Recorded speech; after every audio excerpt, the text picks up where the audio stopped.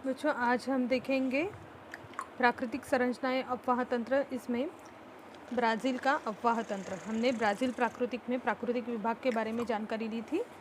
आज हम देखेंगे पेज नंबर 19 पे आइएगा। ब्राज़ील का अफवाह तंत्र मतलब ड्रेनेज सिस्टम किस प्रकार से है इसके बारे में जानेंगे। ब्राज़ील के अफवाह तंत्र का विचार करते समय यह ध्यान में आता है कि इस देश में 3 प्रमुख नदियों का मैदान है। 3 प्रमुख नदियों का मैदान है।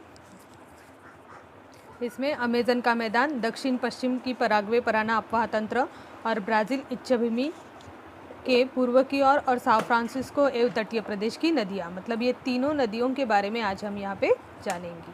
अमेज़न का अफवाह तंत्र देखिए, जैसे अमेज़न जो नदी है ये बड़ी नदी है, सबसे बड़ी नदी है ब्राज़ील में। तो अमेज़न नदी का उद्गम पेरू देश के एंडीज पर्वत श्रृंखला पर्वत श्रृंखला की पूर्वी ढाल पर है। अभी हमें मैप में ये देखना होगा कि पेरू देश कहाँ पे है। तो चलते हैं, यहाँ पे आइए, ये देखो पेज नंबर 15 पे देखिए। यहाँ पे देखो आपको पेरू देश नज़र आ रहा है। मतलब ये पेरू जो है ये ब्राज़ील के नेबरिंग कंट्री है, पड़ोसी देश है पेरू, ठीक है। तो यहाँ से ये अमेज़न नदी स्टार्टअप ले रही है। यहाँ से वो अमेज़न नदी स्टार्टअप लेते हुए ऐसे ऐसे आते हुए, देखो यहाँ से वो अमेज़न नदी ऐसे ऐसे आते हुए उत्तरी अटलांटिक महासागर से मिलती है, ठीक है। तो पेरू देश के एंडीज पर्वत श्रृंखला, मतलब एंडीज जो रिवर है वहाँ से उसका जो स्लोप है वो ईस्ट की तरफ है। एंडीज जो देश है वहाँ पे पेरू देश है, उसमें एंडीज पर्वत जो है, तो एंडीज रिवर की पर्वत श्रृंखलाएँ जो है वो उसकी जो ढाल है वो कहाँ पे है, पूर्वी ढाल पर है। मतलब स्लोप जो है वो ईस्ट की तरफ है, इसलिए मतलब कहाँ पे है, वो ब्राज़ील की तरफ जा रही है, इसलिए वो पेरू देश के एंडीज पर्वत श्रृंखला की पूर्वी ढाल पर होता है अमेज़न नदी का उद्गम स्थल, ठीक है। अमेज़न में पानी के निर्वहन की मात्रा बृहद है। मतलब अमेज़न बहुत ज़्यादा वाटर फ्लो होता है वहाँ से। कितना वाटर फ्लो हो रहा है, करीब 2 लाख घनमीटर प्रति सेकेंड ऐसा वाटर वहाँ से फ्लो हो रहा है। इसलिए नदी के उद्गम से नदी में संचित अवसाद तेज़ी से बह जाते हैं, क्योंकि फ्लो कैसे है, बहुत फास्ट है और जलद गति से। इस कारण क्या होता है, नदी के साथ जो संचित पदार्थ रहते हैं या संचित अवसाद रहते हैं वो ऑटोमेटिकली उसके साथ तेज़ी से बह जाते हैं, कहीं पे अटके नहीं रहते या वहाँ पे जमा नहीं होते। इसलिए नदी के मुहाने पर अवसादों का निक्षेपण बड़े पैमाने पर नहीं होता। नदी का जो मुहाना है अमेज़न नदी का, देखिए पेज नंबर 20 पे आइए। यहाँ पे देखिए अमेज़न नदी दिखेगी आपको, है ये पेरू देश से स्टार्टअप ले रही है, मतलब एंडीज पर्वत श्रृंखला की तरफ से, और अमेज़न नदी ऐसे ऐसे बहती बहती आ रही है। यहाँ पे मराजो द्वीप, मतलब ये मुहाना जो है नदी का, यहाँ पे मराजो द्वीप की निर्मित हुई है। आयरलैंड जो है ये और उत्तरी अटलांटिक महासागर से वो मिलती है। तो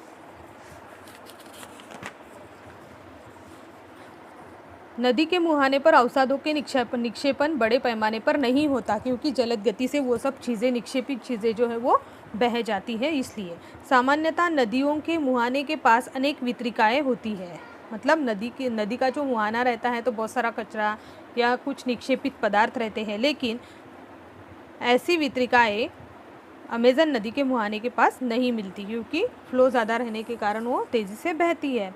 इसके विपरीत अमेज़न के मुहाने पर अनेक द्वीप तैयार हुए हैं।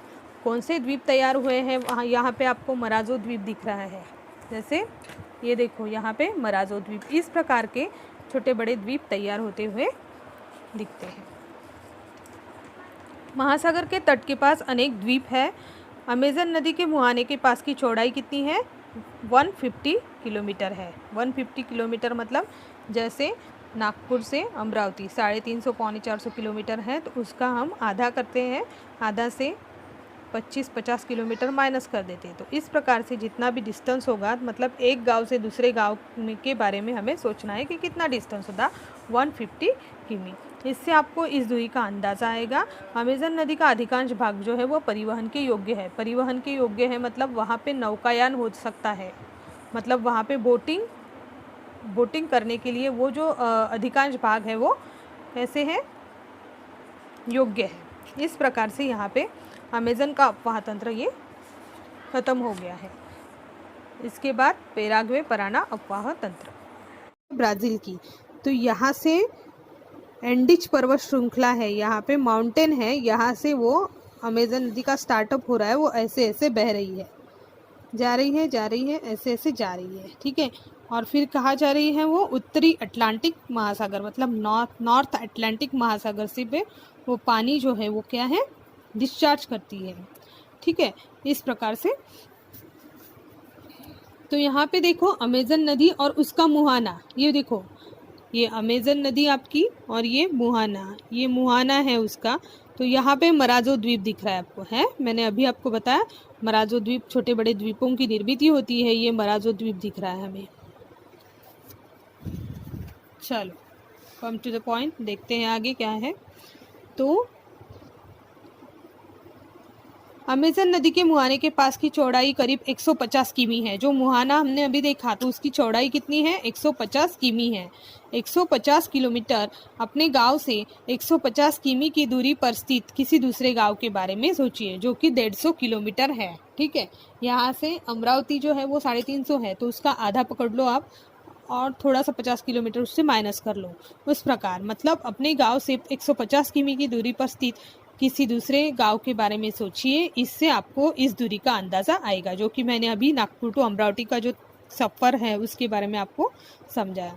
तो इस प्रकार से इससे आपको इस दूरी का अंदाजा आएगा कि 150 किलोमीटर की दूरी कितनी है। अमेजन नदी का अधिकांश भाग परिवहन के योग्य है। परिवहन के योग्य मतलब अमेजन नदी का अधिकांश भाग जो है यहाँ पे बोटिंग वगैरह हो सकती है, मतलब नौकायान के लिए ये जो भाग है ये योग्य है। समझा आपको? अमेजन का अपवाह तंत्र मतलब ड्रेनेज सिस्टम जो है अमेजन का, वो हमारा फर्स्ट हो गया। सेकेंड हम देखेंगे दक्षिण पश्चिम पेराग्वे पराना अपवाह तंत्र, ये सेकेंड है। इट इज द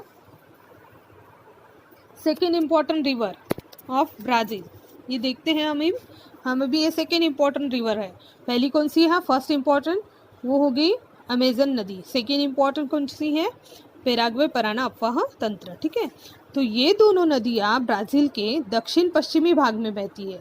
अभी हमें देखना है दक्षिण पश्चिमी कैसे बहती है। यहाँ पे देखिए नॉर्थ साउथ ईस्ट और वेस्ट है ना, ऊपरी उत्तर, नीचे दक्षिण, पूरब एंड वेस्ट पश्चिम, ठीक है। तो अभी देखते हैं हम कैसे बहती है। तो ये दोनों नदियाँ ब्राज़ील के दक्षिण पश्चिमी भाग में बहती है। पहले पेराग्वा नदी ढूंढनी होगी हमें। पेराग्वे नदी देखो, पेराग्वे नदी, ठीक है। और फिर पराना नदी दिख रही है आपको। तो ये दक्षिण पश्चिम दिशा में बह रही है, ये आपकी पश्चिम दिशा है और नीचे वाली दक्षिण दिशा है। और ये स्टार्टअप यहाँ से है और ये नीचे नीचे आ रही है, ये पराना नदी। फिर ये प्लाटा नदी से मिलती है, यहाँ पे प्लाटा नदी है जो कि लोकेट नहीं की गई है लेकिन मेंशन की है इसमें पॉइंट्स में, ठीक है। तो पेराग्वे नदी और पराना नदी, ठीक है। तो इनका अपवाह तंत्र मतलब ड्रेनेज सिस्टम कैसे है वो देखते हैं। तो ये दोनों नदियाँ ब्राज़ील के दक्षिणी पश्चिम भाग में बहती है। ये पश्चिम भाग, ये नीचे वाला दक्षिण भाग, ऐसे बह रही है। ये दोनों नदियाँ ब्राज़ील के दक्षिण में स्थित अर्जेंटीना की प्लाटा नदी में जा मिलती है। देखो दक्षिण में स्थित प्लाटा नदी, मैंने कहा यहाँ पे आपको दिखाया नहीं है लेकिन यहाँ पे प्लाटा नदी है, जो कि ये दोनों नदियाँ आ रही है, पराना नदी और पराना नदी ऐसे आते हुए यहाँ पे प्लाटा नदी से वो मिलती है। ये जो है यहाँ पे स्काई कलर का पोर्शन लग रहा है, ये प्लाटा नदी है।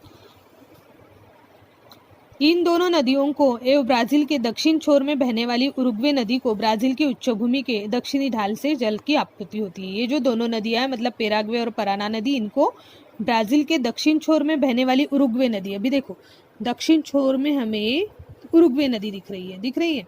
तो ये उरुग्वे नदी को ब्राज़ील की उच्चभूमि, आपको मैप में देखना होगा, ब्राज़ील की उच्चभूमि यहाँ पे लोकेट किया हुआ है, ऐसे लोकेट किया हुआ है। जो ब्राज़ील प्राकृतिक का मैप है उसमें देखो, तो ब्राज़ील की उच्चभूमि के दक्षिणी ढाल से जल की आपूर्ति होती है। दक्षिणी ढाल मतलब ये जो ढाल है, तो यहाँ से स्लोप या उतार ना, ये ढाल, तो यहाँ से जल की आपूर्ति होती है किसे? उरुग्वे नदी को। समझ में आया आपको ये पेराग्वे पराना अपवाह तंत्र। थर्ड जो है साओ फ्रांसिस्को। अब ये साओ फ्रांसिस्को नदी है, इसके बारे में हम समझेंगे। तो it is the third river मतलब third important river of Brazil. कौन सी है ये, देखो साओ फ्रांसिस्को, ठीक है। तो यह ब्राज़ील की तीसरी महत्वपूर्ण नदी है ना, थर्ड इम्पॉर्टेंट रिवर है ये। इस नदी का संपूर्ण जलग्रहण क्षेत्र ब्राज़ील की सीमा में ही है। जलग्रहण क्षेत्र जो है वो पूरा ब्राज़ील की सीमा में ही है। ब्राज़ील उच्च भूमि के पूर्व भाग में यह जलग्रहण क्षेत्र है। अभी साओ फ्रांसिस्को नदी आपको दिखेगी, ये देखो यहाँ पे साओ फ्रांसिस्को नदी लोकेट की हुई है। ये कौन सी दिशा में है, ये पूरब की ओर दिखाई दे रही है ना। तो ब्राज़ील उच्च भूमि के पूर्व भाग में यह जलग्रहण क्षेत्र है। इस भाग में करीब 1000 किमी की दूरी तक यह नदी जो है वो उत्तर की ओर बहती है, मतलब उत्तरी दिशा में बहती होगी। साओ फ्रांसिस्को नदी देखो, ये साओ फ्रांसिस्को नदी ऐसे मुड़ गई ऊपर, और ये जो नदी है इसने एक ऐसे रुख मोड़ लिया, मतलब ये ऐसी भी बह रही है और ये ऐसी भी बह रही है। तो यहाँ पे करीब 1000 किमी की दूरी तक वह नदी उत्तर की ओर बह रही है, मतलब यहाँ से लेके वो 1000 किलोमीटर पर यहाँ बह रही है, ठीक है। और उसके बाद पूर्व की ओर वो मुड़ गई है, नीचे मुड़ गई, देखो पूर्व की ओर मुड़ गई है और अटलांटिक महासागर से मिल रही है। कौन से अटलांटिक महासागर से मिल रही है, देखो ये डायरेक्शन देखो, ये दक्षिणी अटलांटिक महासागर, ठीक है, दक्षिणी अटलांटिक महासागर से वो मिल रही है, मतलब साउथ अटलांटिक महासागर से वो मिल रही है। साओ फ्रांसिस्को नदी के मुहाने के पास करीब 250 किलोमीटर लंबा हिस्सा केवल नौकायन हेतु योग्य है। ये साओ फ्रांसिस्को जो नदी है, तो यहाँ से उसके मुहाने के पास, ये साओ फ्रांसिस्को नदी का जो मुहाना है, यहाँ से यहाँ पे 250 किलोमीटर लंबा हिस्सा जो है वो केवल नौकायान हेतु यहाँ पे योग्य की है, मतलब यहाँ पे नौकायान होता है, परिवहन के लिए ये चीज़ ये योग्य है, ठीक है। तटीय प्रदेश की नदियाँ देखिए, अभी तटीय प्रदेश की नदियाँ देखो, ब्राज़ील में बहुत सारी छोटी छोटी नदियाँ हैं, क्योंकि हमने देखा, ये देखो मैप में देखो पूरी नदियाँ हमें दिख रही हैं जो कि लोकेट की हुई है यहाँ पे देखिए। ब्राज़ील के तटीय प्रदेश में अनेक कम लंबाई की नदियाँ बहती है, कम लंबाई वाली छोटी छोटी नदियाँ, मैंने अभी कहा आपको कि छोटी छोटी नदियाँ हैं कम लंबाई वाली। तटीय प्रदेश में सघन अधिवास होने के कारण ये नदियाँ महत्वपूर्ण है। सघन मतलब ज़्यादा से ज़्यादा लोग वहाँ पे रहते हैं, अधिवास मतलब लोगों के रहने का निवास। तो अधिवास होने के कारण, सघन अधिवास, ज़्यादा से ज़्यादा अधिवास होने के कारण ये नदियाँ महत्वपूर्ण हैं। उनमें परानिबा, इटापकेरू, ये यहाँ पे हमें देखना है परानिबा नदी कहाँ पे, ये देखो परनेबा दिख रहा है, इटापकेरू नदी, और कौन सी नदी है, ये नदियाँ उत्तर की ओर बह रही है। ये देखो इटापकेरू उत्तर की ओर फ्लो है उत्तर की ओर, और परनेबा भी उत्तरी अटलांटिक महासागर, मतलब इसका फ्लो कैसे है, उत्तरी भाग में। ये नदियाँ उत्तर की ओर बहती हैं और उत्तर अटलांटिक महासागर से मिलती है। हमने देखा यहाँ से स्टार्टअप ले रही है और ऐसे ऐसे ऐसे ऐसे वो जा रही है, उत्तरी अटलांटिक महासागर से मिल रही है। देखो ये इनका मुहाना है नदी का, और ये कहाँ पे मिलेगी, उत्तरी अटलांटिक महासागर। ये भी परनेबा नदी उत्तरी अटलांटिक महासागर से मिल रही है। दक्षिणी अटलांटिक महासागर में मिलने वाली नदियों को पानी की, ये दक्षिणी अटलांटिक महासागर आपका, तो यहाँ पे पानी की आपूर्ति ब्राज़ील के उच्च भूमि से होती है। हमने मैप में देखा ब्राज़ील की उच्च भूमि ऐसे है, ब्राज़ील की उच्च भूमि देखो आप अपने मैप में, जो ब्राज़ील प्राकृतिक का मैप है, पेज नंबर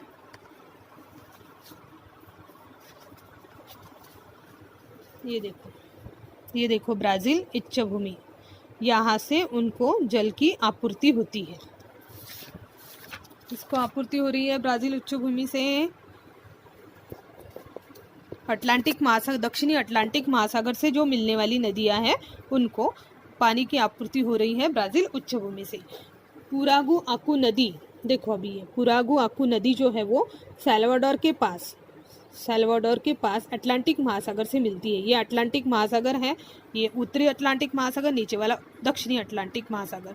तो ये परागु आकू जो नदी है, ये सल्वाडोर, ये टाउन होगा यहाँ पे, सल्वाडोर यहाँ पे होगा, हाँ यहाँ पे टाउन होगा एक। तो सल्वाडोर के पास अटलांटिक महासागर से मिलती है। देखो यहाँ से स्टार्टअप ले रही है और ऐसे ऐसे आके ये दक्षिणी अटलांटिक महासागर से मिलेगी। समझ में आया आपको?